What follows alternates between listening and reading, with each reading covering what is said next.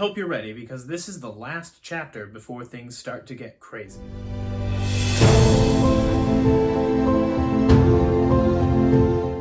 Hello and welcome, or welcome back. As always, we're going to be reading through the great books of Western civilization, starting with the Iliad.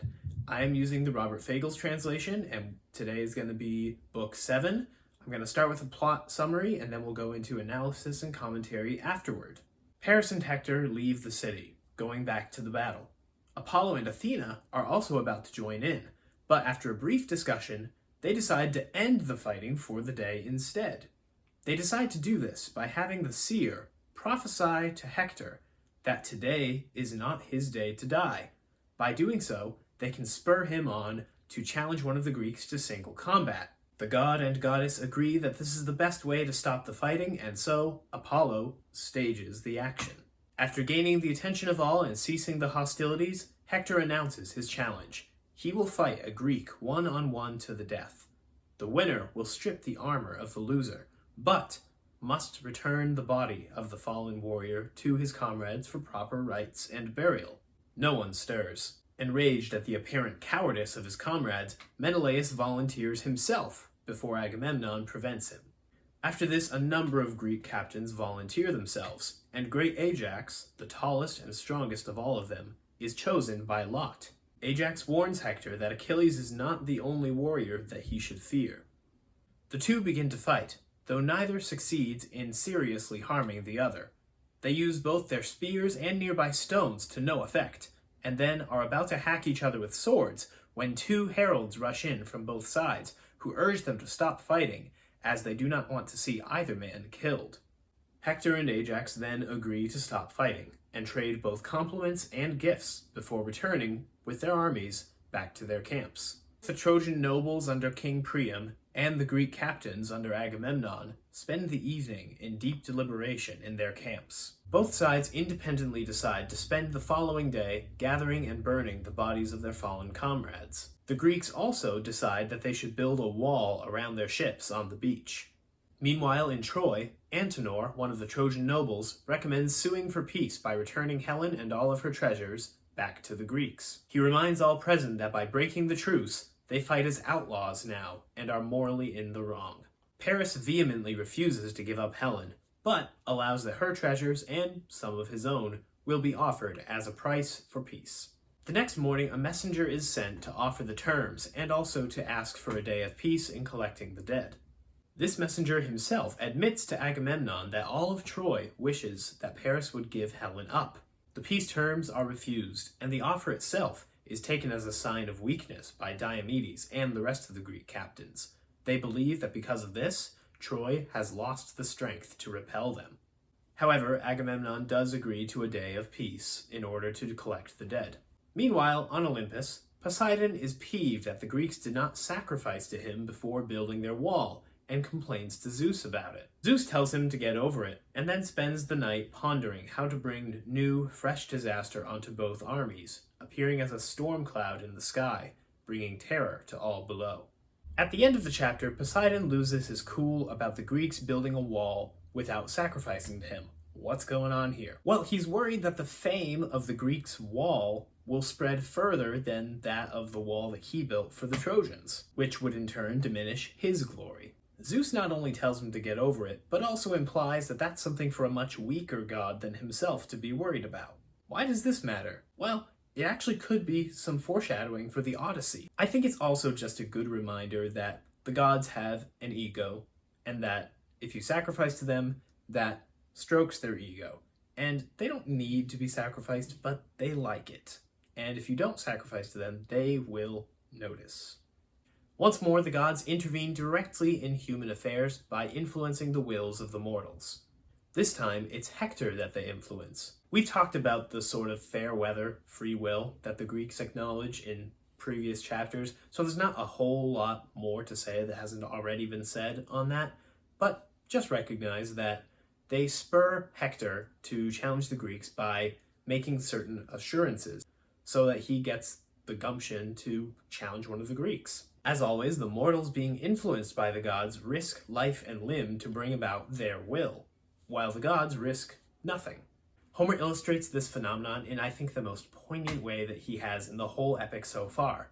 When Hector's making his challenge, Athena and Apollo settle on top of a tree, taking the shape of birds, vultures, watching what's going on.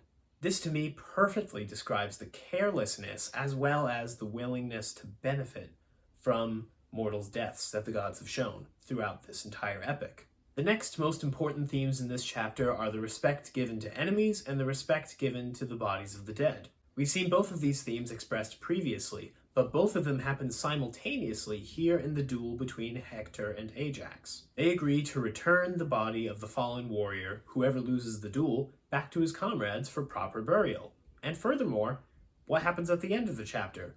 Both sides take an entire day of peace just to gather and properly burn their comrades' bodies. This speaks to a certain respect for the dignity of the human person. The respect for enemies is also not a new theme. We just saw it last chapter, but it's slightly different. Diomedes and Glaucus never fought. Hector and Ajax did, and even though they did, they still respected each other. They were willing to honor the terms of a drawn-out agreement, and they were also willing to trade gifts. They were enemies, but they did not hate each other. The fall of Troy is again established as inevitable, this time in a conversation between Athena and Apollo. Now, from a perspective on fate and the gods' perspective, we could go on all day about why exactly it is that Troy is fated to fall. However, from a human perspective, it's becoming more and more obvious.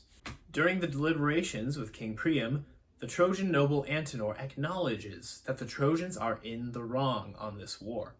On with it. Give Argive Helen and all her treasures back to Atreus' sons to take away at last. We broke our sworn truce. We fight as outlaws. I think it's interesting that it's only now that a Trojan has asked Paris to give Helen back to Menelaus, because up to this point, Paris has been in the wrong. He's the one who kidnapped Helen, and by doing so, he's wronging her, he's wronging Menelaus, and he's making his people suffer in the process.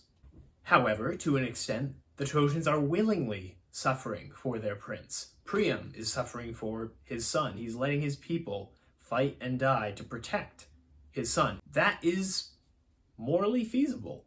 It's self-defense.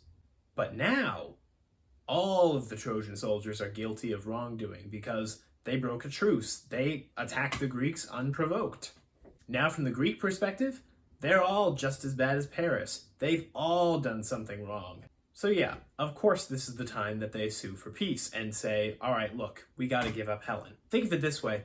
Imagine that you're protecting a friend of yours or a family member who's done wrong. It's one thing to do good things for them that are morally acceptable, like protect them, as the Trojans do for Paris, or feed them or shelter them. However, it's quite another thing to start doing bad things for their sake. And now that the truce has been broken by the Trojans, I think that Antenor realizes this, and that is why it is now and not before that he is calling for Helen to be returned. And to be honest, I think it would have worked too, even with Paris's refusal, so long as King Priam had put his foot down. If King Priam had had the nerve, now or long ago, to put his foot down and say, son, look, you've messed up here. You're doing the wrong thing. You gotta fix it. Or even better, I will not let our people die because you won't do the right thing. Then it would have gone fine, I think. But he doesn't. Instead, he continues to enable his son and sends a messenger with an offer that he must know is going to be refused.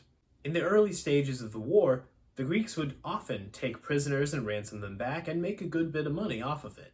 However, now they're starting to lose patience. Treasure is starting to not be enough.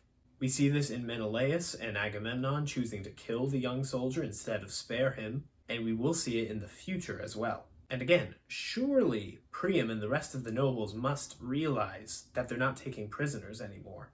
They must realize that their offer is going to be refused. So if Troy has to fall, if it is fated to fall, then it has just as much to do with the Trojans' choices as it does with the Greeks. Thanks so much for watching. If you got something out of this video, please leave a like and a comment down below to let me know what it was. It's been so nice to hear from some of you and to know that you guys are enjoying watching these videos as much as I am enjoying making them. And if you want to see more videos like this, of course, please subscribe, hit the bell icon, and you'll be notified as soon as I make another one. Thanks so much and see you next time.